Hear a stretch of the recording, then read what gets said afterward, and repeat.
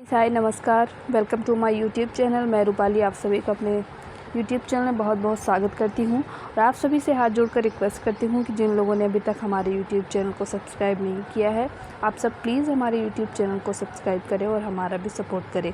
आज हम यहां पर इस वीडियो में बात करने वाले हैं राष्ट्रपति एवं उपराष्ट्रपति के बारे में। तो बहुत ही महत्वपूर्ण प्रश्नों की सीरीज़ में लेकर आई हूँ जो ऑनलाइन और ऑफलाइन एग्ज़ाम में आ चुके हैं। ऐसे प्रश्नों की मैं सीरीज़ यहाँ पर लेके आई हूँ। तो आप सभी से रिक्वेस्ट है कि वीडियो को अंत तक ज़रूर देखें। आइए चलते हैं, सबसे पहले जानते हैं टॉपिक आज का। तो टॉपिक है हमारा राष्ट्रपति एवं उपराष्ट्रपति। आइए जानते हैं कि ऑनलाइन जो क्वेश्चंस आए हैं उनके बारे में। तो पहला क्वेश्चन है, जब राष्ट्रपति तथा उपराष्ट्रपति के पद पर कोई भी कार्यरत ना हो तब उनके रिक्त स्थान पर राष्ट्रपति के रूप में कौन कार्यरत होगा? तो इसका आंसर होगा भारत का मुख्य न्यायाधीश। यानी जब राष्ट्रपति और उपराष्ट्रपति के पद पर कोई भी कार्यरत ना हो तो उनके रिक्त स्थान पर कौन वहाँ पर कार्य करेगा? तो वो करेगा भारत का मुख्य न्यायाधीश। अगला क्वेश्चन है, भारत के राष्ट्रपति को उनके पद से कौन हटा सकता है? तो सही आंसर है संसद हटा सकती है।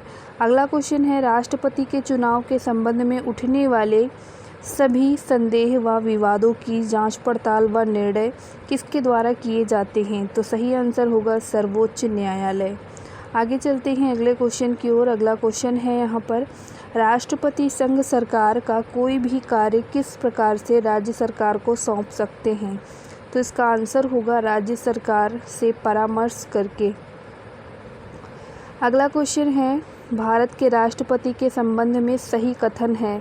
प्रत्येक आम चुनाव के पश्चात वह संसद के प्रथम सत्र को संबोधित करते हैं तथा प्रत्येक वर्ष के आरंभ में संसद के प्रथम सत्र को संबोधित करते हैं। तो ये है हमारा आंसर। अगले क्वेश्चन की ओर चलते हैं। अगला क्वेश्चन है, भारतीय संविधान के अनुसार आपात स्थिति घोषित करने का जो अधिकार है वो किसको है? आंसर होगा इसका राष्ट्रपति को। अगले क्वेश्चन पर मूव करते हैं। अगला क्वेश्चन है, राष्ट्रपति किस कोष से किसी अप्रत्याशित खर्च के लिए धन दे सकते हैं? राइट आंसर होगा आकस्मिक निधि। अगला क्वेश्चन है, भारत के उपराष्ट्रपति का कार्यकाल तो अब जानते हैं 5 वर्ष का होता है। अगले क्वेश्चन पर मूव करते हैं। अगला क्वेश्चन है, अखिल भारतीय सेवाओं के लिए नियुक्तियां कौन करता है? आंसर होगा राष्ट्रपति। अगले क्वेश्चन की ओर चलते हैं। अगला क्वेश्चन हमारे ऑफलाइन एग्जाम में आए हुए क्वेश्चंस की सीरीज़ है। तो राष्ट्रपति द्वारा राष्ट्रीय आपात स्थिति की घोषणा किए जाने के बाद किस अवधि तक उसका अनुमोदन संसद के प्रत्येक सदन द्वारा हो जाना चाहिए? पहला ऑप्शन कहता है 1 माह के भीतर, दूसरा कहता है 2 महीने के भीतर, तीसरा कहता है 4 महीने के भीतर और चौथा कहता है 6 महीने के भीतर। सही आंसर है 1 माह के भीतर यानी 1 महीने के अंदर। आगे चलते हैं, इसको थोड़ा सा डिटेल जानते हैं इसके बारे में। तो भारतीय संविधान के अनुच्छेद 352(4) के अनुसार राष्ट्रपति द्वारा अनुच्छेद 352(1) के तहत की गई आपात स्थिति की घोषणा का अनुमोदन संसद के प्रत्येक सदन द्वारा 1 माह के भीतर हो जाना चाहिए, अन्यथा वह घोषणा परिवर्तन में नहीं होगी। आगे चलते हैं अगले क्वेश्चन की ओर। अगला क्वेश्चन है यहाँ पर, उपराष्ट्रपति पदेन अध्यक्ष हैं किसका? राज्यसभा, लोकसभा, योजना आयोग या फिर राष्ट्रीय विकास परिषद? सही आंसर होगा राज्यसभा, ऑप्शन नंबर 1। और थोड़ा सा डिटेल जानेंगे इसका। तो संविधान के अनुच्छेद 89(1) के तहत भारत का उपराष्ट्रपति राज्यसभा का पदेन सभापति होता है और उपराष्ट्रपति का मुख्य कार्य है राज्यसभा की बैठकों की अध्यक्षता करना। आगे चलते हैं अगले क्वेश्चन पर। अगला क्वेश्चन है, उपराष्ट्रपति। उपराष्ट्रपति क्या है? लोकसभा का सदस्य होता है, राज्यसभा का सदस्य, किसी भी सदन का सदस्य या सांसद का सदस्य? सही आंसर होगा सांसद का सदस्य नहीं होता है, ऑप्शन नंबर डी यहाँ पर सही होगा। आइए थोड़ा सा डिटेल में इसको हम समझते हैं। तो भारतीय संविधान अनुच्छेद 66 2 के तहत उपराष्ट्रपति को संसद या राज्य विधानमंडल का सदस्य होने की अनुमति नहीं देता है, किंतु वह यदि किसी पद पर है तो निर्वाचन के पश्चात उसे उस पद पर त्यागपत्र देना पड़ता है, या जिस दिन वह पद धारण करता है उस दिन वह पद रिक्त माना जाता है। उपराष्ट्रपति राज्यसभा का पदेन सभापति होता है, परंतु वह राज्यसभा का सदस्य नहीं होता है। तो ये है आपका राइट आंसर। अब आगे चलते हैं क्वेश्चन नंबर 4 पर। ये कहता है कि किसने 2 पूर्ण अवधियों तक भारत के उपराष्ट्रपति का पद संभाला था? एस राधाकृष्णन ने, वीवी गिरी ने, बीडी जत्ती या फिर एम हिदायतुल्ला। राइट आंसर होगा राधाकृष्णन ने। ऑप्शन नंबर 1 यहाँ पर सही उत्तर होगा। आइए चलते हैं थोड़ा सा डिटेल में इसको हम जानते हैं। तो डॉक्टर राधाकृष्णन ने वर्ष 1952 टू 1957 एंड 57 टू 62 की 2 पूर्ण अवधियों तक भारत के उपराष्ट्रपति का पद संभाला था तथा वे वर्ष 1962 से लेकर 1967 तक भारत के राष्ट्रपति भी रहे। वर्तमान उपराष्ट्रपति श्री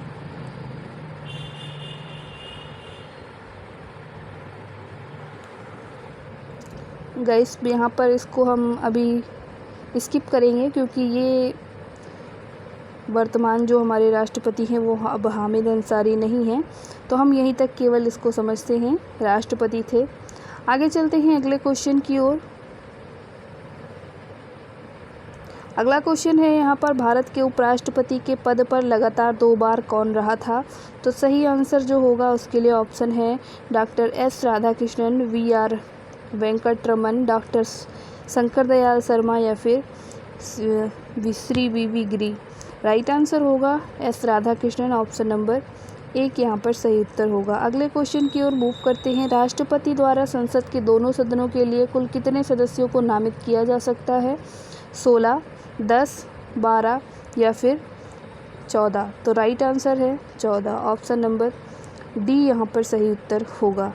अगले क्वेश्चन की ओर चलते हैं। अगला क्वेश्चन है यहाँ पर, भारत का राष्ट्रपति किसका एक अभिन्न भाग है? संसद का, लोकसभा का, राज्यसभा का या फिर मंत्रिपरिषद का? राइट आंसर जो होगा वो है संसद का। ऑप्शन नंबर 1 यहाँ पर सही है।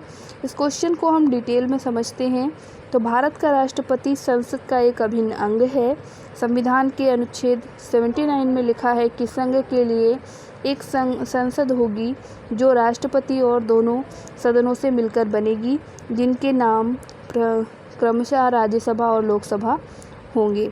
आइए चलते हैं अगले क्वेश्चन की ओर। अगला क्वेश्चन है यहाँ पर थोड़ा सा बड़ा क्वेश्चन है।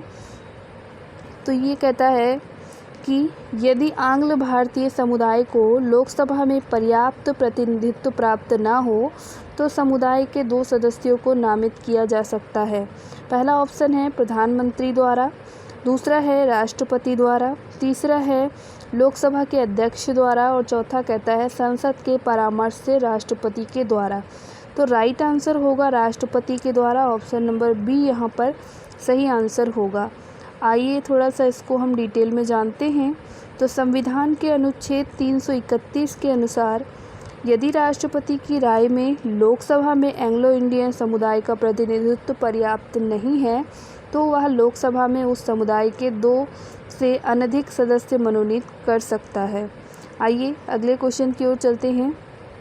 अगला क्वेश्चन है, भारतीय संविधान के अनुसार केंद्रीय मंत्री किसकी इच्छा रहने तक पद संभालेंगे? भारत के राष्ट्रपति, भारत के प्रधानमंत्री, संसद या फिर सर्वोच्च न्यायालय? तो सही आंसर होगा भारत के राष्ट्रपति। ऑप्शन नंबर 1 यहाँ पर सही उत्तर होगा। आइए थोड़ा सा डिटेल में जानते हैं। तो भारतीय संविधान के अनुच्छेद 75(2) के तहत केंद्रीय मंत्री राष्ट्रपति के प्रसाद पर्यंत अर्थात जब तक राष्ट्रपति की संवैधानिक इच्छा है पद धारण करते हैं। आइए थोड़ा सा आगे चलते हैं अगले क्वेश्चन की ओर। अगला क्वेश्चन है, राज्यसभा के सदस्य का निर्वाचन कितनी अवधि के लिए होता है? 2 वर्ष के लिए, 4 वर्ष के लिए, 5 वर्ष के लिए या फिर 6 वर्ष के लिए? तो सही आंसर होगा 6 वर्षों के लिए। ऑप्शन नंबर डी यहाँ पर राइट आंसर होगा।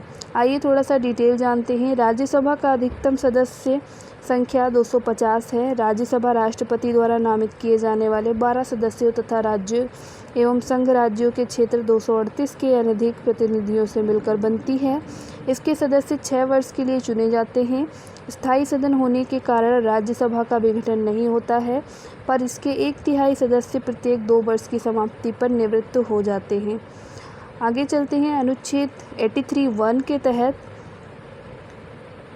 जिनके स्थान पर 6 वर्षीय कार्यकाल के लिए नए सदस्य चुने जाते हैं। आइए चलते हैं अगले क्वेश्चन की ओर। क्वेश्चन नंबर 11 कहता है, राज्यसभा के लिए राष्ट्रपति द्वारा कितने सदस्य नामित किए जाते हैं? 2, 12, 15 या 20? सही उत्तर होगा 12, ऑप्शन नंबर 2 यहाँ पर सही आंसर होगा। आइए थोड़ा सा डिटेल में इसको हम जानते हैं। तो भारतीय संविधान के अनुच्छेद 80(1) यानी 81 के तहत 80 का पार्ट 1 के तहत उपबंधों के अनुसार राष्ट्रपति द्वारा मंत्रिमंडल की सलाह पर कला, साहित्य, विज्ञान व सामाजिक सेवा के क्षेत्र से संबंधित 12 व्यक्तियों को राज्यसभा के सदस्य के रूप में नामित किया जाता है। तो ये था आपका आंसर। अगले क्वेश्चन की ओर चलते हैं। अगला क्वेश्चन है यहाँ पर, राष्ट्रपति राज्यसभा के लिए उन व्यक्तियों में से जो कला, साहित्य, सामाजिक सेवा आदि के क्षेत्र में ख्याति प्राप्त हैं, निम्नलिखित में से कितने व्यक्तियों का नामांकन कर सकता है?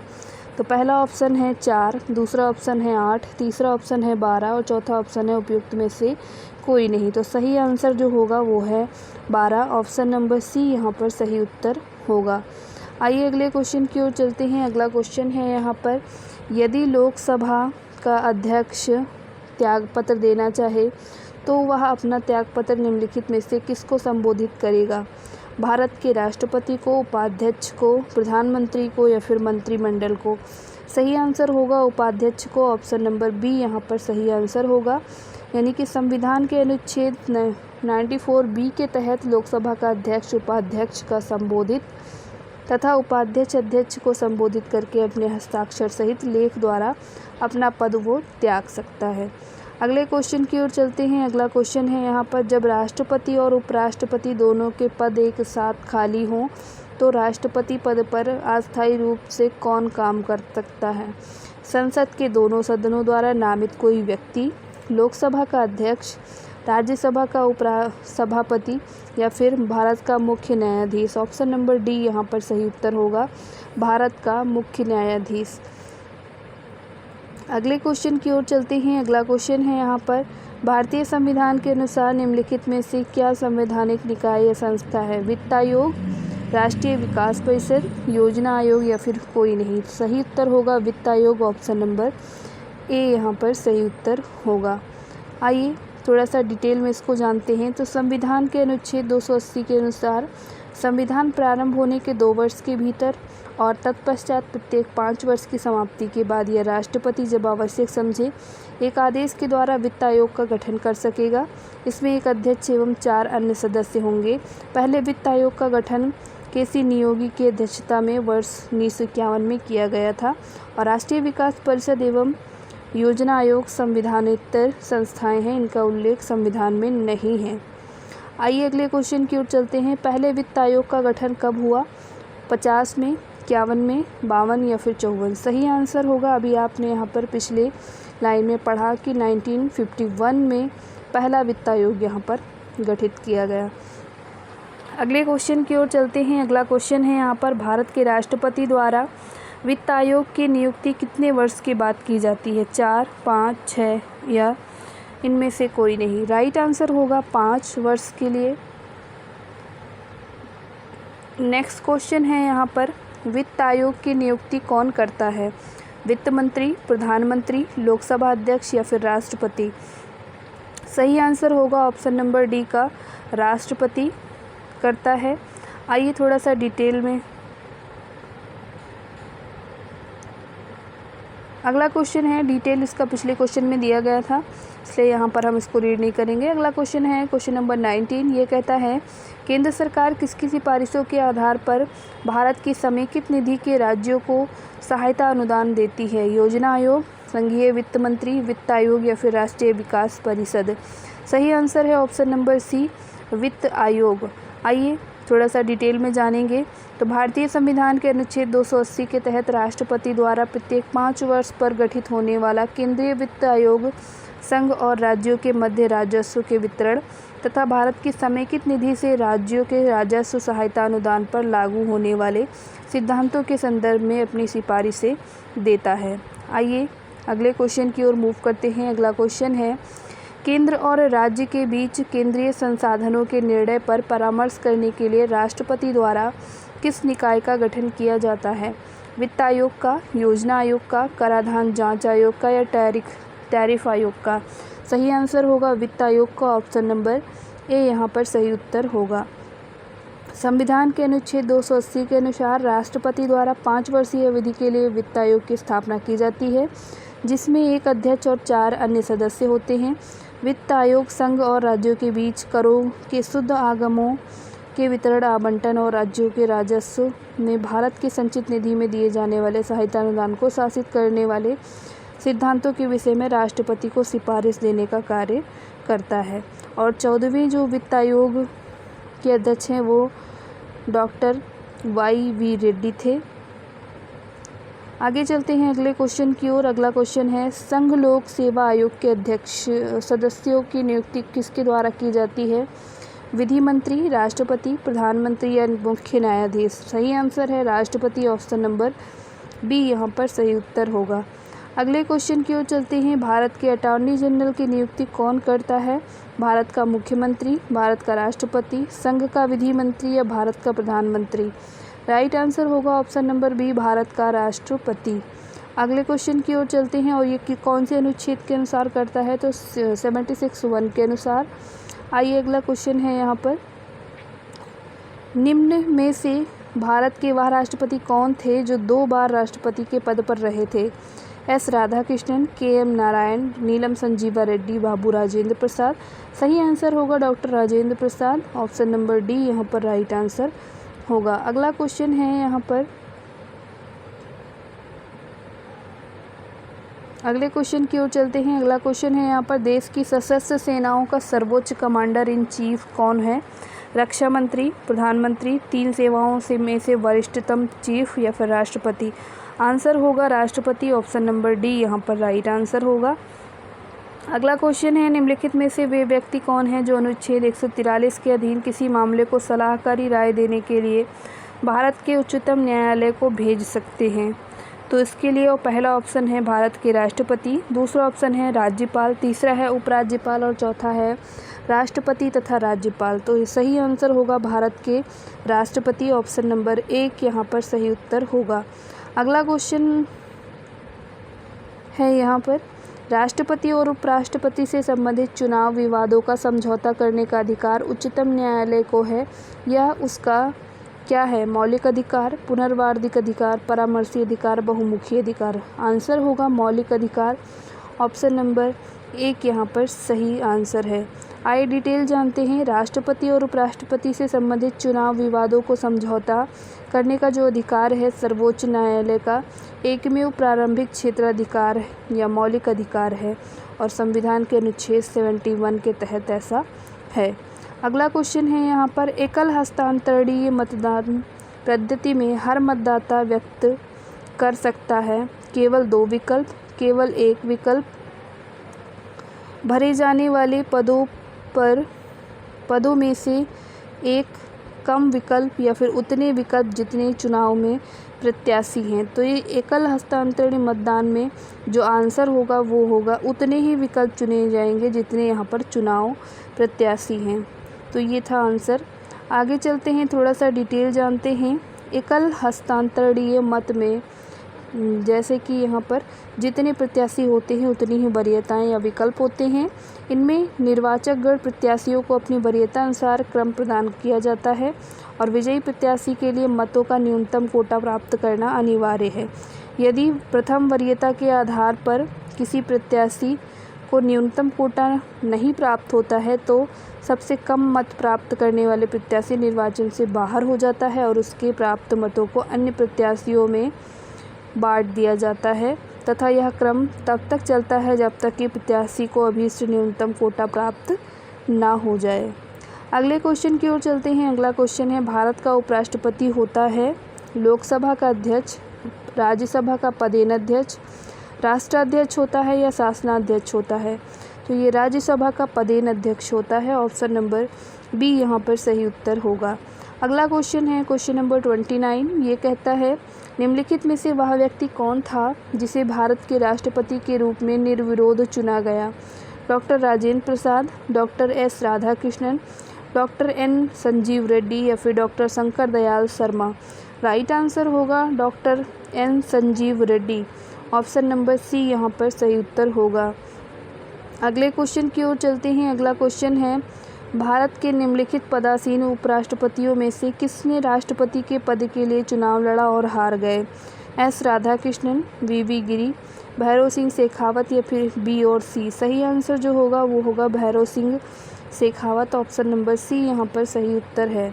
अगले क्वेश्चन की ओर चलते हैं। अगला क्वेश्चन है, भारत का पहला अराजनीतिज्ञ राष्ट्रपति कौन था? Doctor Zakir Hussain, doctor APJ Abdul Kalam, doctor S Radhakrishnan या फिर राजेंद्र प्रसाद? सही आंसर होगा option number B, doctor APJ Abdul Kalam. पहले जो अराजक नीतिज्ञ राष्ट्रपति डॉक्टर APJ अब्दुल कलाम थे और उनका जो कार्यकाल था वो था 25 जुलाई 2002 से 25 जुलाई 2007 तक। वे फलतः एक परमाणु वैज्ञानिक थे और उन्हें विज़न 2020 का पूरा योजना के माध्यम से राष्ट्रीय विकास हेतु सरकार को प्रेरित किया। उन्हें आम जन का राष्ट्रपति या फिर पीपल्स प्रेसिडेंट भी इनको कहा जाता है। अगला क्वेश्चन है, राष्ट्रपति संविधान के किस अनुच्छेद के अंतर्गत राष्ट्रीय आपात स्थिति घोषित कर सकता है? अनुच्छेद 352, 356, 360 या 361? सही आंसर होगा इसका 352 यानी 352। तो ये है आंसर। आइए डिटेल में जानते हैं इसको। तो राष्ट्रपति संविधान के अनुच्छेद 352 के अंतर्गत किसी राष्ट्रीय आपात स्थिति घोषित कर सकता है राष्ट्रपति। और 44वें संविधान संशोधन के अनुसार सशस्त्र विद्रोह या बाह्य आक्रमण की स्थिति में राष्ट्रीय आपात उद्घोषणा की जाएगी। अब तक भारत में 3 बार अक्टूबर 1962 जब भारत और चीन का युद्ध हुआ, दिसंबर 1971 जब भारत और पाकिस्तान युद्ध हुआ और जून 1975 आंतरिक अशांति के आधार पर में राष्ट्रपति यहाँ पर शासन लागू किया गया, राष्ट्रपति आपातकालीन लागू किया गया। अगला क्वेश्चन है, राष्ट्रपति ने अब तक कितनी बार राष्ट्रीय आपातकाल की घोषणा की? केवल 1 बार, 2 बार, 3 बार, कभी नहीं? राइट आंसर होगा 3 बार। अभी आपने पिछले टॉपिक में देखा। आइए आगे चलते हैं अगले क्वेश्चन की ओर। अगला क्वेश्चन है यहाँ पर, किस वर्ष में भारत के राष्ट्रपति ने आंतरिक अव्यवस्था के कारण आपात स्थिति घोषित की? 1962, 1965, 1971 या फिर 1975? राइट आंसर होगा 1975। सही आंसर है ऑप्शन नंबर डी।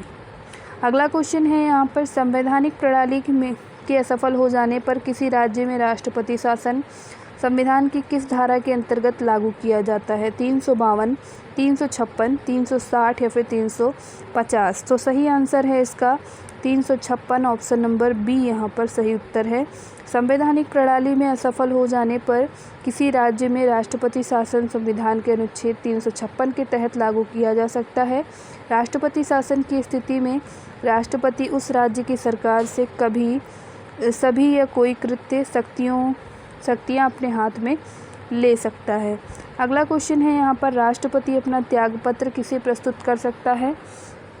लोकसभा अध्यक्ष को, प्रधानमंत्री को, उपराष्ट्रपति या फिर भारत के मुख्य न्यायाधीश? सही आंसर है उपराष्ट्रपति। ऑप्शन नंबर सी यहाँ पर राइट आंसर है। आइए चलते हैं आगे, डिटेल में जानते हैं। भारतीय संविधान के अनुच्छेद 56(1) के अनुसार राष्ट्रपति अपना त्यागपत्र उपराष्ट्रपति को सौंपेगा। लोकसभा अध्यक्ष अपना त्यागपत्र लोकसभा उपाध्यक्ष को, प्रधानमंत्री अपना त्यागपत्र राष्ट्रपति को तथा भारत का मुख्य न्यायाधीश अपना त्यागपत्र राष्ट्रपति को सौंपता है।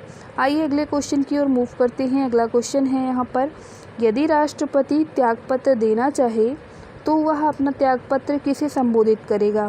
भारत के मुख्य न्यायाधीश को, लोकसभा के सचिव को, उपराष्ट्रपति को या प्रधानमंत्री को? सही आंसर है उपराष्ट्रपति को देगा, ऑप्शन नंबर सी यहाँ पर सही उत्तर होगा।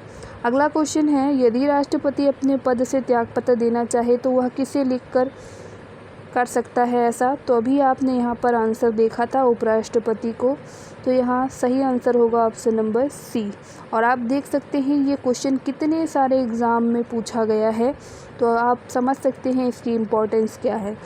अगले क्वेश्चन की ओर मूव करते हैं। अगला क्वेश्चन है यहाँ पर, निम्नलिखित में से कौन सी नियुक्ति भारत के राष्ट्रपति द्वारा नहीं की जाती?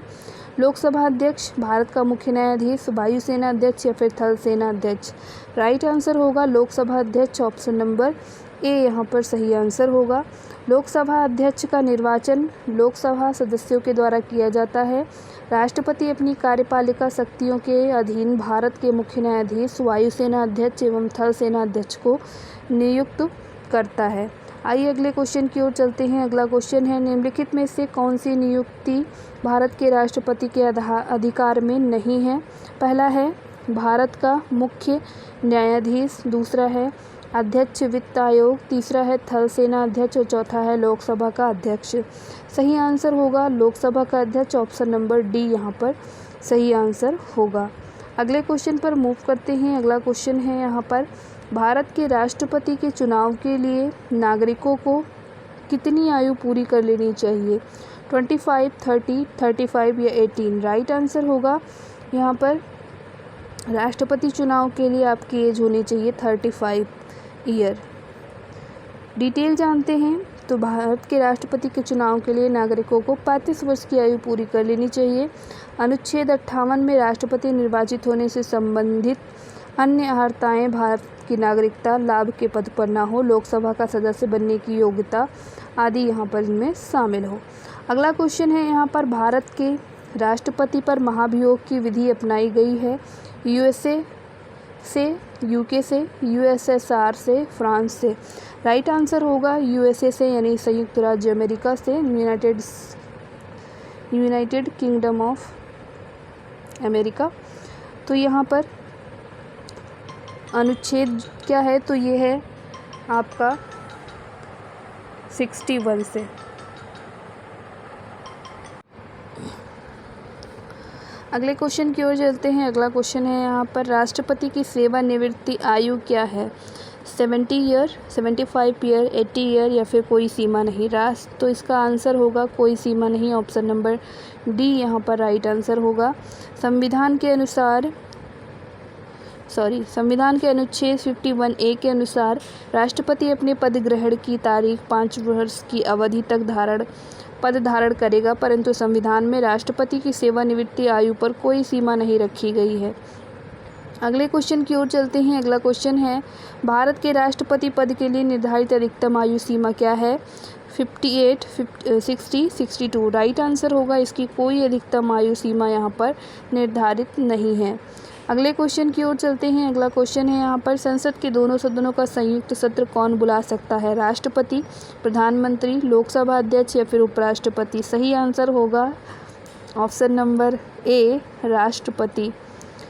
संसद के दोनों सदनों का संयुक्त अधिवेशन राष्ट्रपति बुला सकता है। अनुच्छेद 108, संयुक्त अधिवेशन की अध्यक्षता लोकसभा के अध्यक्ष के द्वारा की जाती है। अगला क्वेश्चन है यहाँ पर, संसद के दोनों सदनों के बीच गतिरोध की स्थिति में संयुक्त अधिवेशन की अध्यक्षता कौन करता है? लोकसभा के वरिष्ठतम सदस्य, राष्ट्रपति, लोकसभा अध्यक्ष या फिर उपराष्ट्रपति? आंसर होगा इसका लोकसभा अध्यक्ष। अगले क्वेश्चन की ओर मूव करेंगे। अगला क्वेश्चन है यहाँ पर, संविधान में कितने प्रकार के आपातकालों का प्रावधान है? 1, 2, 3, 4? राइट आंसर होगा इसका 3। आइए थोड़ा इसको डिटेल में जानते हैं। तो संविधान में 3 प्रकार के आपातकालों का प्रावधान है और प्रथम अनुच्छेद 352 के तहत राष्ट्रीय आपातकाल, अनुच्छेद 356 के तहत राज्य में राष्ट्रपति शासन और अनुच्छेद 360 के तहत वित्तीय आपातकाल यहाँ पर घोषित किया जा सकता है। अगला क्वेश्चन है यहाँ पर, भारत के राष्ट्रपति के पास आपात अधिकार है 4 प्रकार के, 2 प्रकार, 5 प्रकार या 3 प्रकार? आंसर होगा 3 प्रकार के, ऑप्शन नंबर डी यहाँ पर सही उत्तर होगा। अगला क्वेश्चन है, भारत में राष्ट्रपति कितनी बार वित्तीय आपात स्थिति घोषणा कर चुके हैं? कभी नहीं, 2 बार, 3 बार, 1 बार। राइट आंसर होगा कभी नहीं, ऑप्शन नंबर ए यहाँ पर सही उत्तर होगा। अगला क्वेश्चन है यहाँ पर, राष्ट्रपति को किस अनुच्छेद के अंतर्गत यह अधिकार प्राप्त है कि वह वित्तीय आपातकाल लागू कर दे? अनुच्छेद 360, अनुच्छेद 356, अनुच्छेद 364 या फिर अनुच्छेद 352। सही आंसर होगा इसका अनुच्छेद 360, 360। अगला क्वेश्चन है यहाँ पर, भारत में किस प्रकार की आपात स्थिति अभी तक केवल एक बार लागू की गई? आंतरिक आपात, राज्य आपात, बाह्य आपात या वित्तीय आपात? सही आंसर है 1975 का आंतरिक आपात स्थिति। अगला क्वेश्चन है यहाँ पर क्वेश्चन नंबर 52। ये कहता है, निम्नलिखित में से कौन से जोड़े का सही मिलान किया गया है? इंदिरा साहनी केस कार्यक्षेत्र में महिलाओं का अधिकार, एडीएम जबलपुर केस आपातकाल में नागरिकों का अधिकार, करतार सिंह केस अल्पसंख्यक अधिकार और विशाखा केस केंद्र राज्य संबंध। सही आंसर होगा option number B, ADM Jabalpur case जो कि आपातकाल में नागरिकों का अधिकार है, ये सही मिला हुआ जोड़ा है। अगले क्वेश्चन की ओर मूव करेंगे और इससे पहले हम यहाँ पर इस क्वेश्चन को देख लेते हैं। तो एडीएम वाला तो राइट आंसर था, लेकिन जो इंदिरा साहनी केस है वो केंद्र सरकार की सेवाओं में अन्य पिछड़ा वर्ग का आरक्षण यानी 1992 का केस है ये। करतार सिंह का केस जो है वो आतंकवादी घटनाओं से संबंधित कानून के लिए, विशाखा केस जो है वो महिलाओं के अधिकार यानी आरक्षण संबंधी के लिए ये था। अगला क्वेश्चन है यहाँ पर, भारत का राष्ट्रपति अपने पद पर पुनर्निर्वाचन के लिए कितनी बार खड़ा हो सकता है? 1 बार, 2 बार, 3 बार या जितनी बार चाहे? आंसर है इसका जितनी बार वो चाहे उतनी बार खड़ा हो सकता है। कोई भी व्यक्ति जो राष्ट्रपति के रूप में पद धारण करता है या कर चुका है, संविधान के अनुच्छेद 57 के तहत उस पद के लिए वो पुनर्निर्वाचित हो सकता है और पुनर्निर्वाचन के संबंध में संविधान में किसी सीमा का उल्लेख नहीं किया गया। अगले क्वेश्चन की ओर मूव करते हैं। अगला क्वेश्चन है यहाँ पर, भारतीय संघ के राष्ट्रपति के पास वही संवैधानिक अधिकार है जो, पहला ऑप्शन ब्रिटिश राजा के पास है, यूएसए के राष्ट्रपति के पास, पाकिस्तान के राष्ट्रपति या फ्रांस के राष्ट्रपति? आंसर होगा ब्रिटिश राजा रानी के पास, यानी कि उन्हीं की तरह ये संवैधानिक अधिकार है। भारत में संसदीय शासन प्रणाली का अनुसरण ब्रिटेन की शासन प्रणाली के आधार पर किया गया। राष्ट्रपति इस रूप में नाममात्र की कार्यपालिका है जो संवैधानिक रूप से उन्हीं अधिकारों का प्रयोग करता है जिनकी की ब्रिटिश क्राउन। इनके बाद भी भारतीय राष्ट्रपति की विभिन्न विषयों पर स्थिति काफ़ी परिवर्तित रही है। अगला क्वेश्चन है यहाँ पर, राष्ट्रपति का अध्यादेश कितनी अवधि के लिए लागू रहता है? 3 महीने, 6 महीने, 9 महीने, अनिश्चित काल? राइट आंसर होगा 6 महीने के लिए। आइए थोड़ा सा डिटेल में इसको हम जान लेते हैं। तो अनुच्छेद 123 के तहत संसद के सत्र में न रहने की स्थिति में राष्ट्रपति किसी तत्काल आवश्यकता के संदर्भ में अध्यादेश जारी कर सकता है। राष्ट्रपति द्वारा इस प्रकार के जारी अध्यादेश 6 महीने के लिए लागू रहता है, जबकि संसद में समवेत होने से 6 सप्ताह की समाप्ति पर परिवर्तन में नहीं रहेगा। अगले क्वेश्चन की ओर मूव करेंगे। अगला क्वेश्चन है यहाँ पर, भारत सरकार का संवैधानिक अध्यक्ष कौन है? राष्ट्रपति, प्रधानमंत्री, भारत का मुख्य न्यायाधीश या महान्यायवादी? आंसर होगा राष्ट्रपति, ऑप्शन नंबर 1 यहाँ पर सही आंसर होगा। आइए थोड़ा इसको डिटेल में जान लेते हैं। तो भारत सरकार का संवैधानिक अध्यक्ष तो राष्ट्रपति है। संविधान के अनुच्छेद 53(1) में उपबंधित है कि संघ की जो कार्यपालिका शक्ति है वो राष्ट्रपति में निहित होगी और इसका जो प्रयोग है वो इस संविधान के अनुसार या स्वयं या फिर अपने अधीनस्थ अधिकारियों के द्वारा वो करेगा। अगला क्वेश्चन है यहाँ पर, निम्नलिखित में से कौन अपना पद राष्ट्रपति की संतुष्टि के दौरान धारण करता है? प्रधानमंत्री, राज्यपाल, चुनाव आयुक्त या लोकसभा का अध्यक्ष? आंसर होगा इसका राज्यपाल, ऑप्शन नंबर बी यहाँ पर सही उत्तर होगा। अगले क्वेश्चन की ओर चलते हैं। अगला क्वेश्चन है यहाँ पर, भारत के उपराष्ट्रपति का चुनाव किया जाता है संसद के सदस्यों द्वारा, राज्यसभा के सदस्यों द्वारा, संसद के निर्वाचित सदस्यों द्वारा या फिर संसद और राज्य विधानमंडल के सदस्यों के द्वारा। आंसर होगा इसका संसद के सदस्यों के द्वारा। ऑप्शन नंबर ए यहाँ पर सही आंसर होगा। आइए थोड़ा सा अगले क्वेश्चन की ओर मूव करेंगे और अगला क्वेश्चन है यहाँ पर भारत के उपराष्ट्रपति के निर्वाचन के संबंध में कोई विवाद क्या है। तो पहला है उच्च न्यायालय में फाइल किया जाए या फिर निर्वाचन आयोग को भेजा जाए या फिर उच्चतम न्यायालय में फाइल किया जाए या उच्चतम न्यायालय में अवश्य फाइल किया जाए। आंसर होगा उच्चतम न्यायालय में अवश्य फाइल किया जाना चाहिए। अगले क्वेश्चन की ओर मूव करते हैं। अगला क्वेश्चन है भारत के राष्ट्रपति पर महाभियोग चलाया जा सकता है विशेष रूप से गठित अधिकरण द्वारा, उच्चतम न्यायालय द्वारा, केंद्रीय मंत्रिमंडल या फिर संसद द्वारा। आंसर है इसका संसद द्वारा। ऑप्शन नंबर डी यहाँ पर राइट आंसर होगा। आइए थोड़ा सा डिटेल जानते हैं इसके। तो भारतीय संविधान के अनुच्छेद 61 के अनुसार संसद द्वारा राष्ट्रपति पर महाभियोग का प्रस्ताव लाया जा सकता है। महाभियोग की कार्यवाही संसद के किसी सदन में प्रारंभ की जा सकती है। ऐसा प्रस्ताव लाने से पूर्व 14 दिनों का नोटिस देना आवश्यक होता है। इसके अतिरिक्त महाभियोग के संकल्प को संसद के कम से कम 1/4 सदस्यों के द्वारा हस्ताक्षर सहित प्रस्तावित होना चाहिए। ऑप्शन नंबर यहाँ पर जो सही था वो डी सही था। अगले क्वेश्चन की ओर मूव करते हैं। 61 नंबर का क्वेश्चन है संविधान के उल्लंघन के लिए राष्ट्रपति के विरुद्ध अभियोग कार्यवाही किस में शुरू की जा सकती है। उच्चतम न्यायालय में, राज्यसभा में, संसद के किसी भी सदन में या फिर लोकसभा में। आंसर होगा संसद के किसी भी सदन में। ऑप्शन नंबर सी यहाँ पर सही आंसर होगा। अगला क्वेश्चन है यहाँ पर भारत के उपराष्ट्रपति पर अभियोग किसके द्वारा लगाया जा सकता है। विधान परिषद, विधानसभा, राज्यसभा या लोकसभा। आंसर होगा राज्यसभा। ऑप्शन नंबर सी यहाँ पर सही आंसर होगा। थोड़ा सा डिटेल में जानेंगे इसको। तो भारत के उपराष्ट्रपति पर महाभियोग राज्यसभा द्वारा लगाया जा सकता है और भारतीय संविधान के अनुच्छेद 67 खा राइट के तहत राज्यसभा के द्वारा उपराष्ट्रपति पर महाभियोग लगाया जा सकता है और ऐसा प्रस्ताव लाने से 14 दिन के पूर्व सूचना यहाँ पर देना आवश्यक है। इसके अतिरिक्त महाभियोग के संकल्प में संसद के समस्त सदस्यों के बहुमत से पारित होना जरूरी है और इसको पारित होना चाहिए।